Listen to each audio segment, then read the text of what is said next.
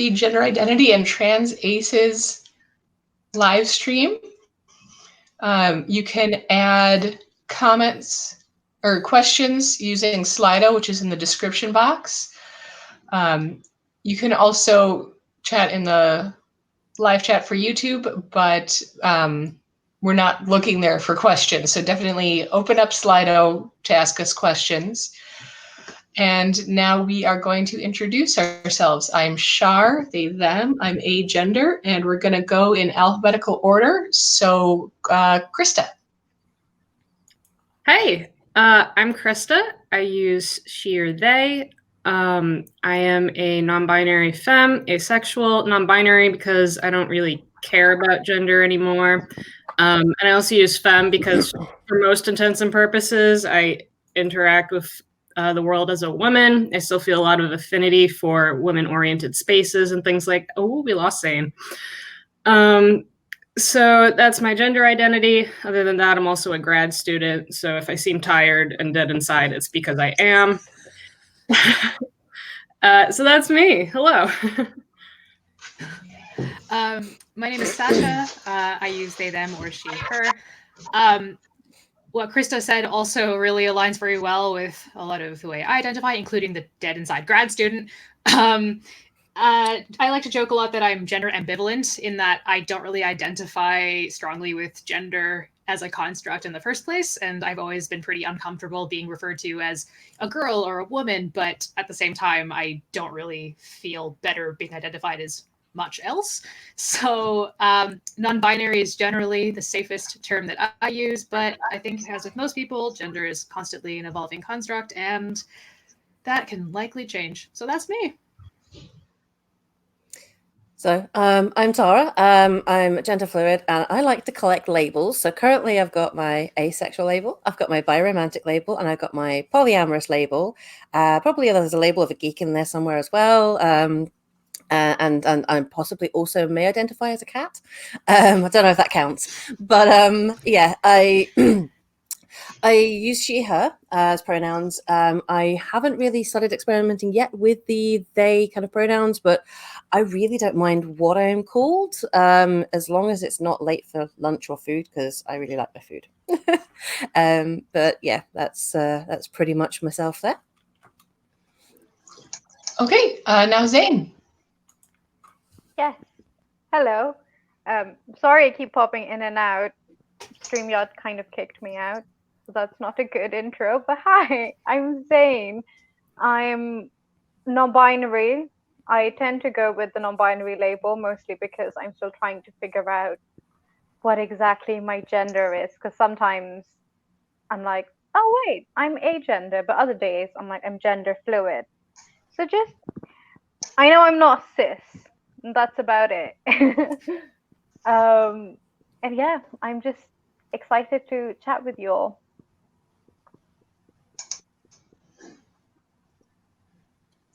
All right. So I don't know if we have any SliDo questions yet, but let's start with just a general one of kind of what was your process in figuring out your gender? When did that happen? How are you feeling about it right now? And we'll keep doing it alphabetical. So Christa. Okay. So figuring out my gender was a bit of a process. I kind of figured out the asexuality thing first, which helped a lot because discovering that I feel like the same lack of attraction towards all genders really made me sort of question my own gender, because I was thinking if it doesn't matter who I'm with, then does it matter who I am as well, sort of thing. And it also, because I just feel very ambivalent towards gender, kind of like what Sasha was saying, where I don't really care what I identify as, and I don't feel very strongly about not having a gender, so I'm not really agender. It took me a while to kind of parse that out and figure out, oh, hey, I think I just feel most comfortable using a non-binary label, and sort of being able to claim that as something that I want to use for myself and get comfortable with that. That also took a while because for ages I felt this like queer imposter syndrome. I was like, I don't feel like I'm non-binary enough for this to count. But since very clearly I am not cis, I eventually got more comfortable with using that, and that's kind of where I'm at today. Yeah. Oh, sorry. Yeah. I think Christa, what Christa said, relates to my experience quite a lot as well.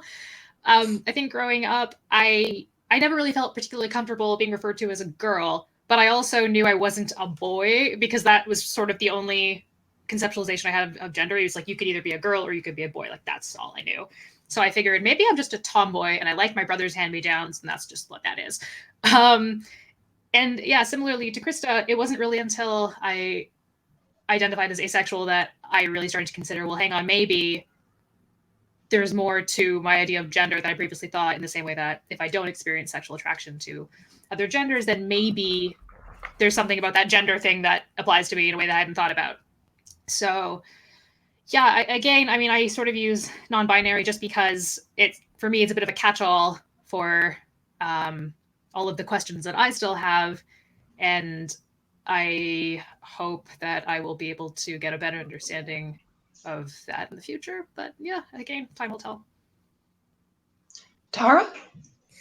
So for me, that kind of whole gender identity has been a really long road. My first kind of coming out was really as bisexual, because I'm like, well, I like everybody equally, not as much at all. So it's got to be that, right? Because I like everybody, not really.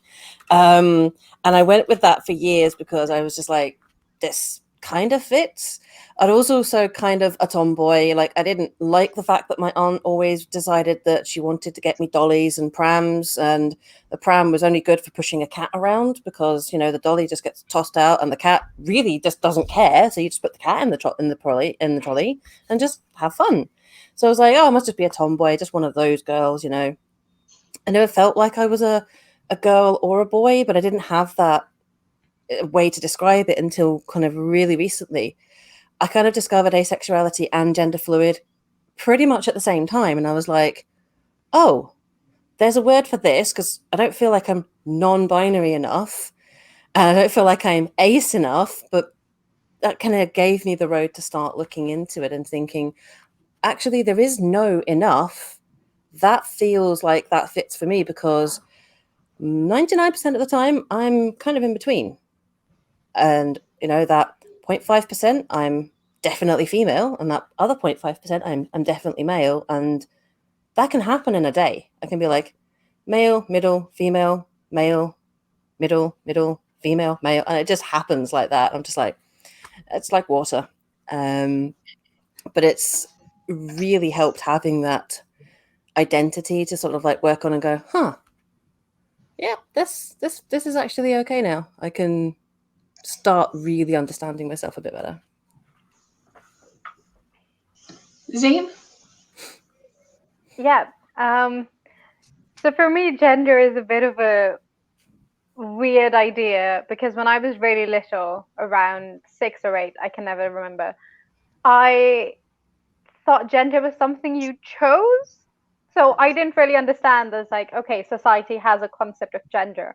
And I was like, okay, it's someone, like, you just wake up and you're like, ah, yes, this is what I feel like. And I'm AFAB, so I never really had an issue with being perceived as a girl, because I was like, yay, skirts and dresses, they're frilly and they're nice and they're fun.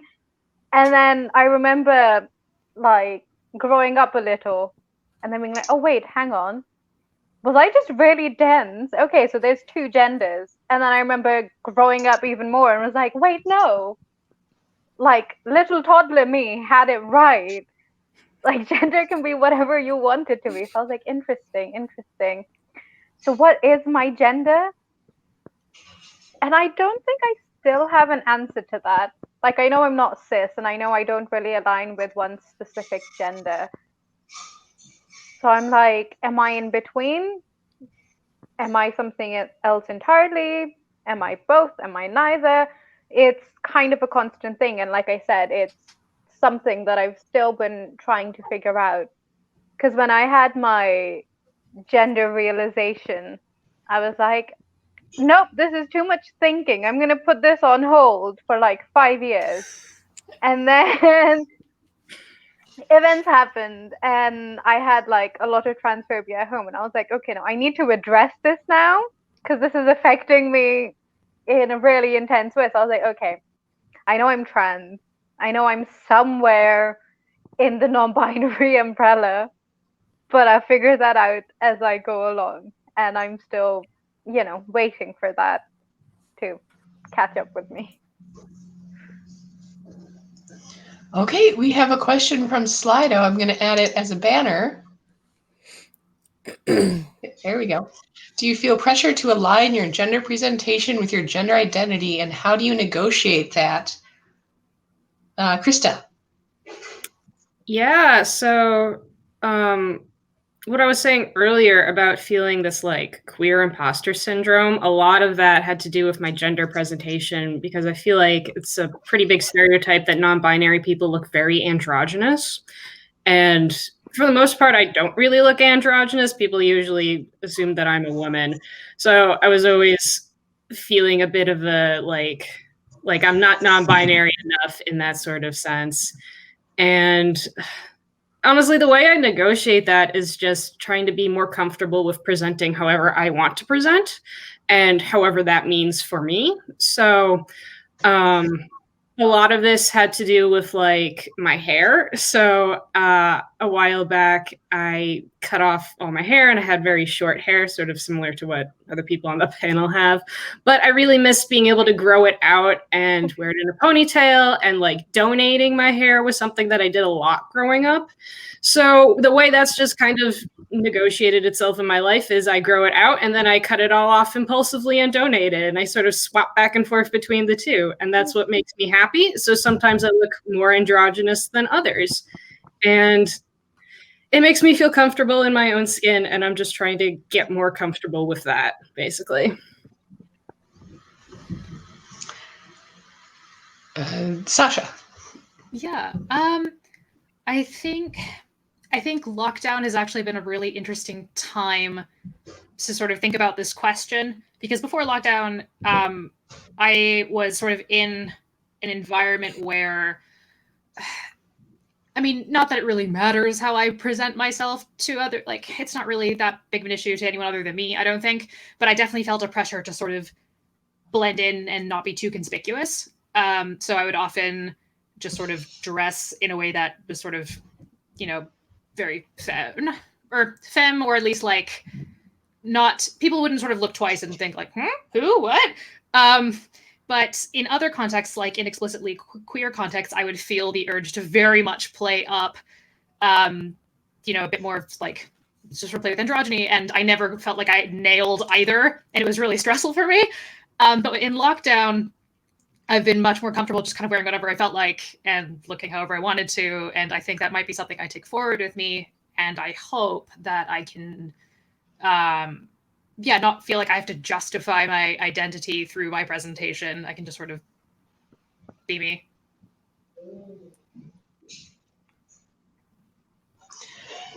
Tara.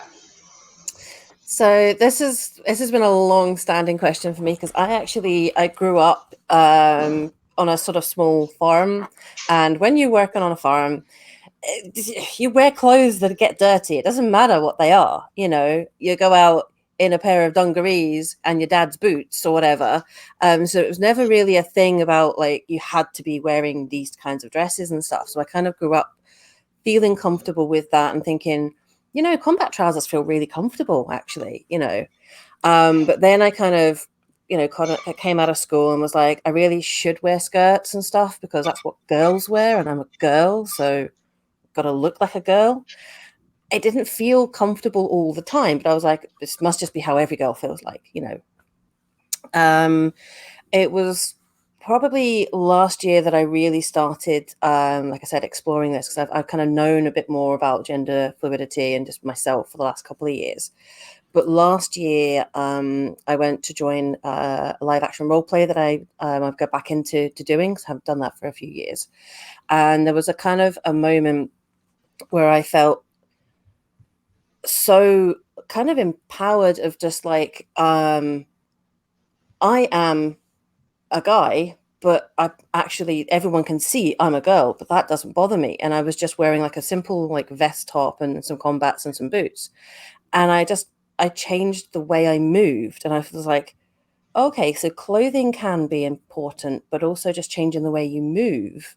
And that started to really explore that. So if I'm having a guy kind of day, I just go, I just sort of like, I sink down into my knees.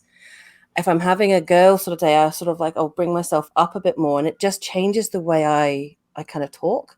That's one of the ways that I align. And obviously going to work, I feel like I had to be presenting as a woman because I work in an office, you have to wear skirts and stuff. And it was that point that last year I did a similar thing as well, is I had hair so long I could sit on it. And somebody said to me, why don't you change your image a little bit, you know? And I was like, okay, yeah, I can do that. I took it to here in one cut. And my barber was, my hairdresser was like, are you sure? Like the sheer panic on their face. And I was like, yeah, absolutely. Best thing I ever did, because I can curl it.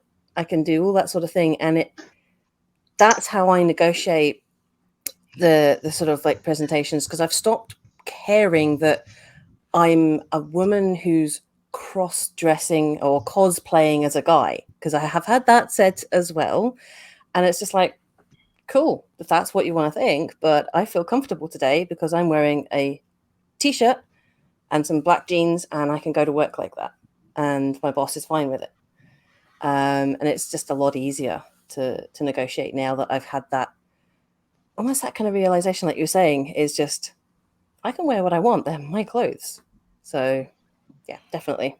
There's still that kind of nagging pressure in the background because I'm assigned female at birth, and I'm just expected to do these sorts of things like makeup, which I've never really been into. Zaine? Yeah, I think I have a lot of the same problems as you guys mentioned. Hair specifically, I think is something that really ties into how we present ourselves and how we perceive ourselves. So a lot of people do assume that non-binary people would have like short haircuts or pixie cuts just because it's more androgynous and that's how they should be.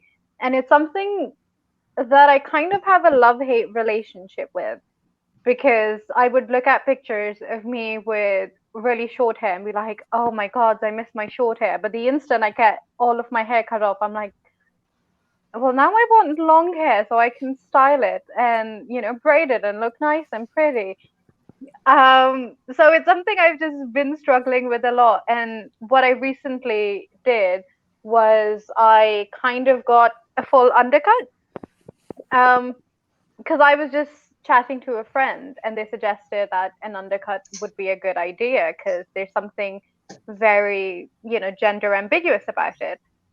And weirdly enough, it worked. Like on the days where I'm like, I need people to understand that I am not a girl, I would just put my hair up or like braid it back so you can see my undercuts, like something that clearly says, no, not what you think.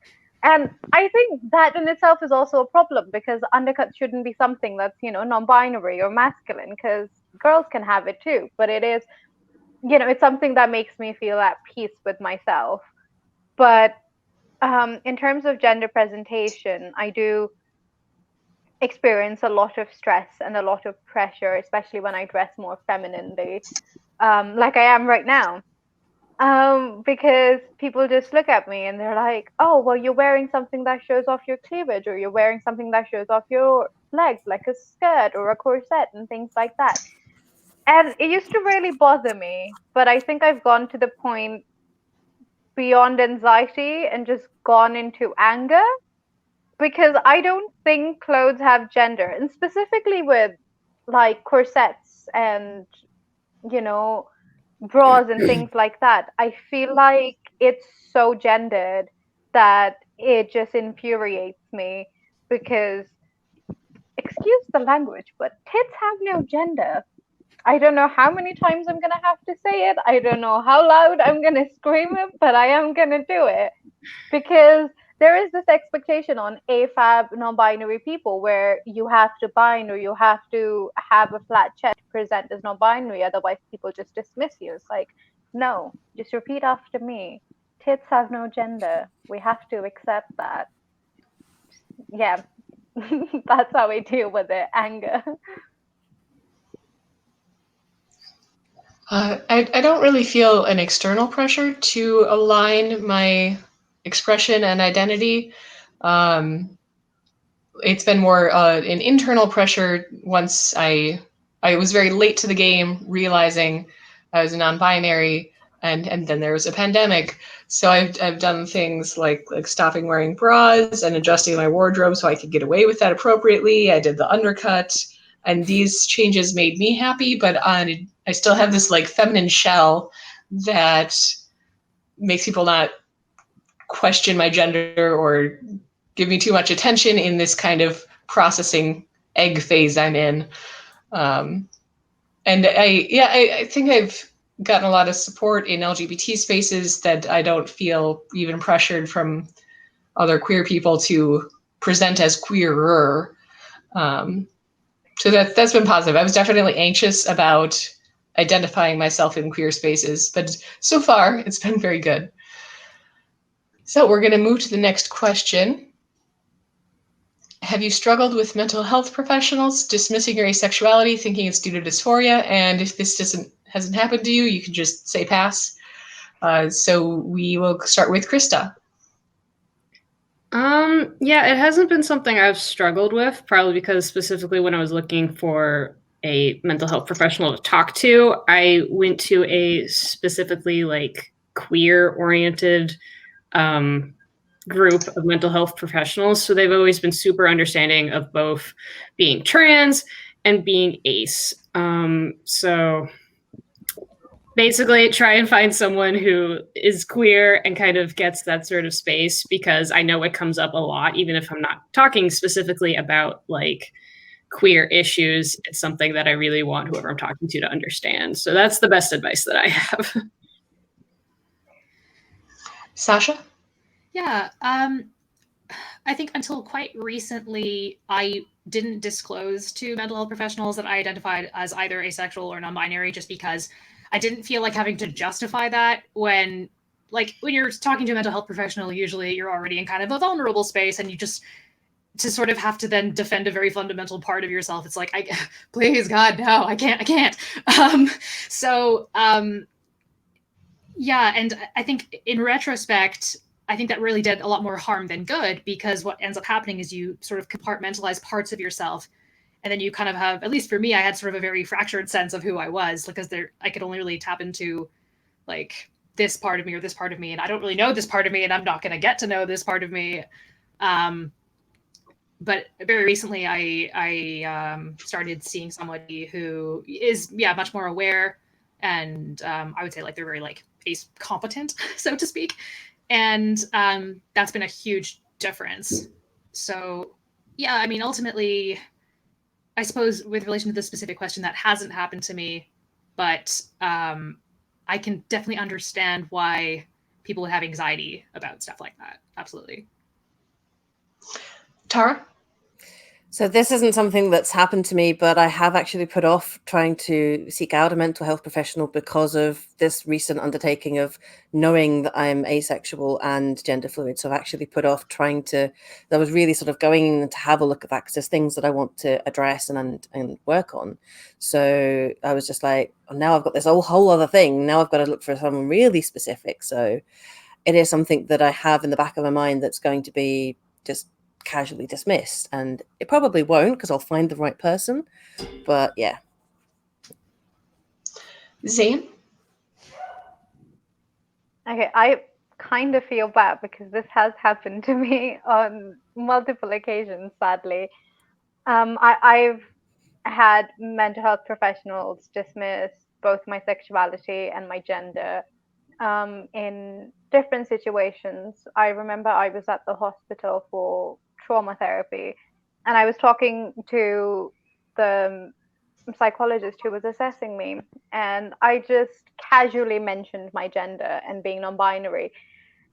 And unfortunately, what their response was to ignore like all of the negative, traumatic experiences I'd gone through and just decide that the only reason I needed mental health help or counseling is because I had a conflict with my gender, which obviously was really disappointing because no, that's not what's happening here. This is an identity. Even if you don't understand or respect it, you can't dismiss my trauma because you think that's what's causing it.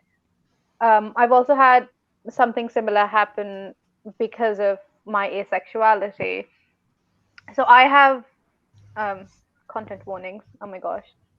Um, for assault and stuff. I have a history of abuse and assault. So it's something that came up in a session once where a therapist asked me if I struggled with, sexual connection or being intimate with someone because of my history.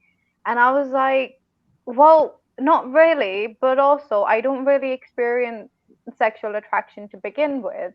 So it's not something that would directly affect my life in a, big way. And her response was also really disappointing because she was like, oh, well, there's no such thing as asexuality, and maybe you're just feeling that because, you've had negative experiences with abuse and assault. And I'm like, no, that's definitely not it. Don't get me wrong, it did put me in a place where I started questioning myself, like, oh my gosh, maybe my identity isn't valid and maybe that's what it is.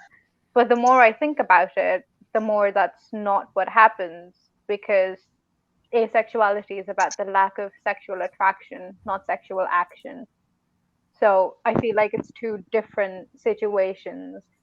And, like Sasha said, being in, a position with a mental health professional, you are really, really vulnerable.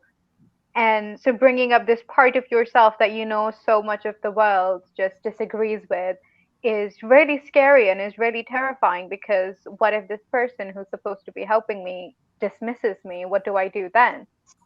And honestly, if they do that, I hope to God no one has to go through that. But if they do that, I would strongly advise that after the session, you kind of just sit down and tell yourself that you are valid, because even people who are meant to help us, like health professionals or even mental health professionals, will do things that are hurtful, and they might not intend for them to be hurtful, but it's again, how I guess well acquainted someone is with different concepts. So it's just always remind yourself it's okay, you're valid, your identity is valid, especially if you've had a mental health professional, I don't know, dead name or misgender you, because that's something that's happened to a lot of my friends, and it's gut wrenching when that happens. So just reaffirm yourself if that ever happens.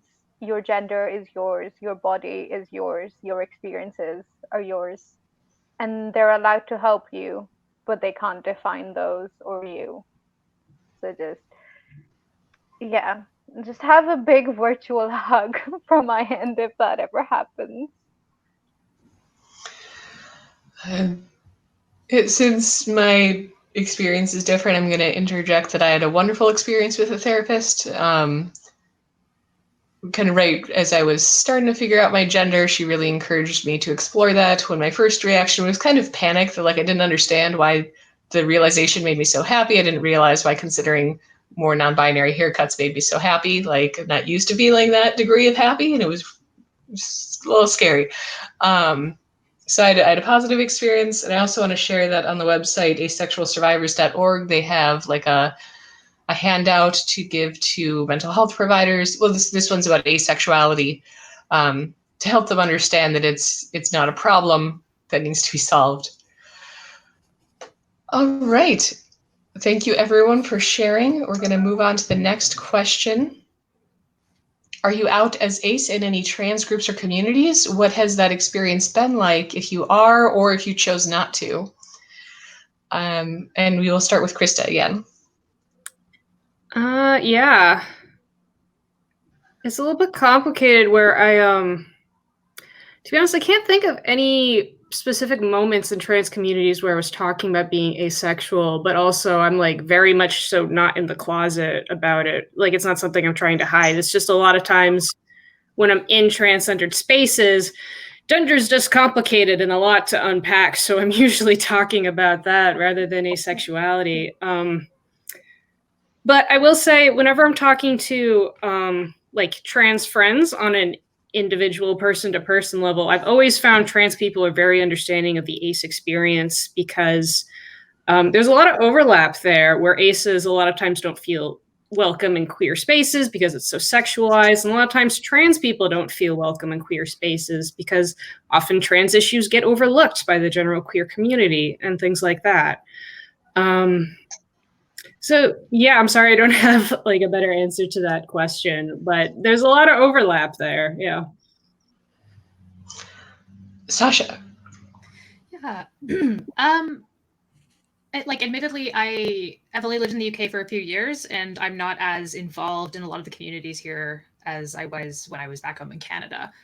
That being said, though, for a long time, because I always felt like I wasn't like non-binary enough, and I wrestle with that still quite a lot. I didn't want to sort of take up space in a lot of those communities because I felt like I didn't have the right, or my experience wasn't as important or in need of exploration, if that makes sense. I mean, in retrospect, like, I don't think I had a reason to feel that way. I'm pretty sure if I had been more forthcoming, people would have been very supportive. But yeah, like, I'm afraid I can't really speak to that more than that, I'm afraid. Tara. So yeah, I'm in a couple of kind of trans based sort of communities within sort of Scotland.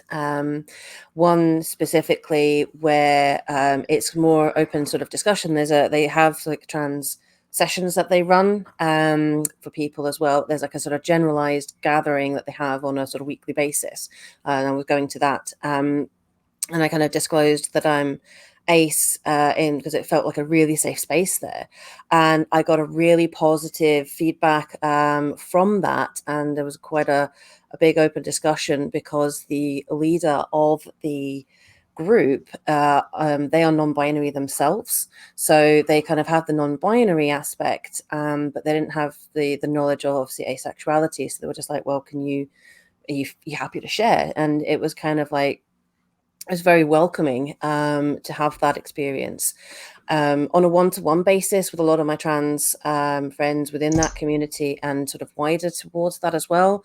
There's a lot of support because, like you said, there's a great deal of overlap. A lot of people in both communities don't feel welcome as part of the overall queer community, but there's also some overlap as well as in terms of a lot of trans people have kind of experiences of being ace somewhere on that spectrum, and I find that quite a number of ace people do have that kind of exploration as well. They sort of seem to go very well together, but there was always that nervousness when you're sort of like bringing that up to a new group. You're just like, oh, how are they going to take this? Having been bi on pretty much most of my life, I have that constant, I'm not welcome here. So I've managed to have enough time to get over that for being bi. So I'm just like, well, I'd like to be welcome here, and this is what I'd like to share my experience. And if none of you except maybe that person over there understands and learns something, then I'm happy. And it's been a really positive experience for that. Zaine. Yeah, I'm out in, I think, all of the trans groups or communities I'm a part of. And I don't think it's because I made the conscious decision to come out to them. It's more just that the people who are part of those communities and groups are the ones who kind of like encouraged me to come out as trans and as non-binary. So a lot of my really close friends who are non-binary are also asexual. So it's something that we bonded over and then built on. So because trans people are the ones who made me feel welcome as an ace person in the queer community and then encouraged me to be, you know, out and open about my gender, it's something that's kind of been a collective experience for me. And I do feel like most trans people are just really kind and wholesome and really, really loving. Like everyone else said, there's a lot of overlap and they do understand where you're coming from. So yeah, I don't think I've ever had a negative experience with that. I'm out as ace in the trans group I'm in, and I didn't intend to be. But the very first time I joined, someone used asexual to just kind of mean like being in a sexual rut because of the pandemic. And I impulsively corrected them and said, please don't use an identity as a temporary feeling. And then they were very nice about it and understanding and corrected themselves. But I'm really glad I did, because there's someone else in that group who's on the ace spectrum. So we're going to move on to the next question, and we've got 14 minutes left. So I'm actually going to skip the question, does there seem to be a higher percentage of aces among trans people than the general population? Because that's a statistic. And you can look that up in annual reports. And it also blends into this question. Why do you think ace people are more likely to identify as non-binary and not care about their gender than allo people? And we'll start with Christa. Yeah, there does seem to be a decent number of ace people who identify as non-binary. I mean, I can't speak for any concrete reason why that is, but I suspect it's for reasons where, I mean, we discover we feel the same way about all genders, where we're not sexually attracted to them. And a lot of people are also pan-romantic, so they feel romantic feelings towards all genders as well. And I guess feeling, having that realization where you feel the same level of attraction or non-attraction towards people of other genders, again, that comes back and reflects on you, where you then start thinking about, hey, what is my gender then if I don't care about the gender of my partner? So that's what I suspect is going on. It could be different for other people. Sasha?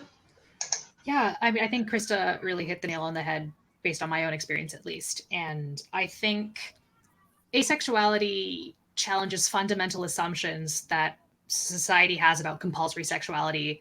And I think when you sort of start to question the paradigm that applies to things like sexuality and then apply it to gender, and then you sort of think about your own experience of that, and you think, well, actually, if I sort of broke the rule in this one area, maybe I should sort of reconsider where I think I fit in this other area, so to speak. And I think maybe if aces and people on sort of the ace spectrum, if they're more likely to have those thoughts, I could maybe understand then why they might be more likely to explore their gender in a way that maybe people wouldn't normally be prompted to do so. Tara. So I think for myself, kind of similar to what everyone has gone through so far, but I would say that whenever I sort of looked at bisexuality before obviously discovering that asexuality was actually the thing, I would look at bisexuality and be like, well, I like you and you and you and you, and they're like, no, that's pan-romantic and pansexual. And I'm like, no, that means bi, because I like you, but I like you equally not as much. And that really started leading me to do the questioning. I was like, well, why do I like you just as least as I like you, but you're completely different identities, which is why I think that both of my identities, being ace and gender fluid, kind of came together at the same time, because I was exploring both of those trains of thought and just went, well, hang on a second. If I'm asexual, I don't want to be looking at people in that kind of light. I just think they have like nice eyes, or they've got like, they're aesthetically pleasing. They've got a nice personality. Doesn't matter what they actually look like, it doesn't really bother me because I pick out these individual little features about them. Like, oh my God, you've got like amazing hair, and that, you know, you could have like super long hair for being a guy, and it could be bright pink. It's amazing hair, and I love that hair. And that kind of then led me to thinking, right, well, if I don't care about you in that way, but I really care about you, doesn't really matter what I do then, does it? And it kind of landed together hand in hand, and it just sort of suddenly, for the first time in a very long time, I will say 30 years, I felt comfortable, and I was like, yeah, this is good. So I think that's obviously from my own experience. I can't, like I say, speak for everybody, but it definitely fits for people like I've spoken to as well in the kind of same situation. Zaine? Yeah, I think I'm just going to add on to what everyone else has already said, because I think it does stand true.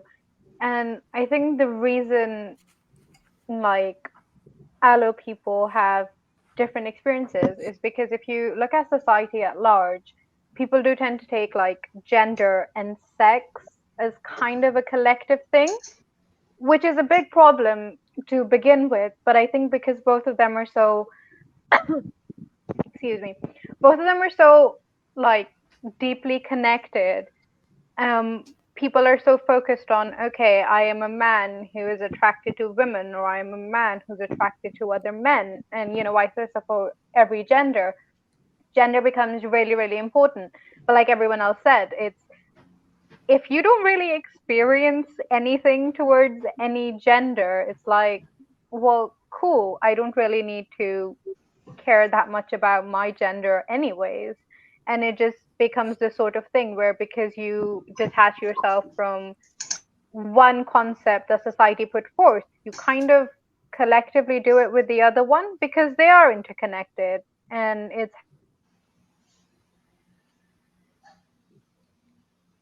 Oh, I think we might have lost Zaine again, so I'm going to keep moving. Sure. Actually, is it okay if I bring up a point from the chat? Yep. Yeah, so there's some interesting comments in the chat about how ace people don't want to be sexualized, and a lot of times identifying as That's a question we're about to get to. Oh, okay, cool. Never mind then. Sorry.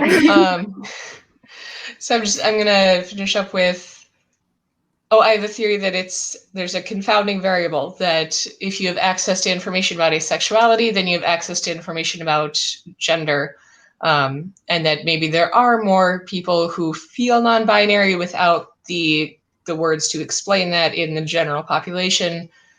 We'll see. So the next question, I'm actually going to combine two. So half of it is, I've wondered whether the way society sexualizes women, feminine presentation might be part of my discomfort with presenting as femme, which I definitely felt as a teenager when I didn't understand asexuality. I just put a lot of layers on. Like, don't be attracted to me, please. So do you have a similar experience? And I'm going to combine that with how do you navigate desirability with your identity as a trans, non-binary, and asexual person? So both like the positive, I want to be desired, and the negative, like, don't be attracted to me. How do you navigate that with a non-binary identity and expression? Christa, and keep the responses snappy, please. Okay, so the first question was about sexualizing women, and I definitely feel that a lot growing up AFAB. I really didn't like dresses. I completely flat out refused to wear them most of the time when I was growing up, and even before I started identifying as non-binary, I was like, I just want to wear male clothes, and that's it. And so I feel that a lot. And I think that also like played a role in figuring out I was non-binary, because I felt so uncomfortable presenting as a woman and wearing makeup and like trying to be this feminine ideal that I just felt zero comfort with. And then in navigating desirability, I think it's important to note I'm asexual. I'm also gray romantic, so I'm aerospec. So for the most part, I'm like, please don't stay away from me. So it doesn't quite play into my life all that much, trying to have people desire me in relationships. In fact, I think like in relationships, if you aren't accepting me in like my ratty sweatpants and t-shirt, then we probably aren't going to get along well in a relationship. So that's where I'm at with that. Sasha? Yeah, mostly to echo what you said, and particularly with sort of presenting femme. Like growing up, I wasn't what you would consider like conventionally attractive, so I managed to sort of bypass a lot of that. But then I got to like university, and at the time I was training in classical voice performance, and a lot of our performances required like makeup, dresses, sometimes wigs if you're in the opera. And then things got very like, oh no, don't like that. So that was interesting. And for me, yeah, I definitely try to stay away from that. And regarding the latter point, yeah, I think if someone indicates that like they think I'm attractive, part of me is like, oh, I'm flattered. Then I'm like, oh God. So I still am trying to figure out how to negotiate that, honestly. Okay. Tara? So for me, I've got a slightly different experience for that, because there were days when I'm just like, oh my God, I'm a princess. It's amazing, as a kid. And I had every year my mom would dress us in Christmas dresses, and you didn't get away from it. You were 12 years old. You were wearing a dress with frills and you know, velour and all that kind of stuff, because it made your mom happy. And I loved it. Then there were days, like I said, where you would go out in, you know, your welly boots and your blue dungarees, and you would fall over in the mud 20 times, and you'd come back looking like, you know, the monster from the Swamp Thing. And I've always had that dual identity where I'm like, some days I want to be really femme, and I'm okay with that. But then suddenly I run really, really far from it, going, oh God, get it off me, get it off me, get it off me. It feels weird.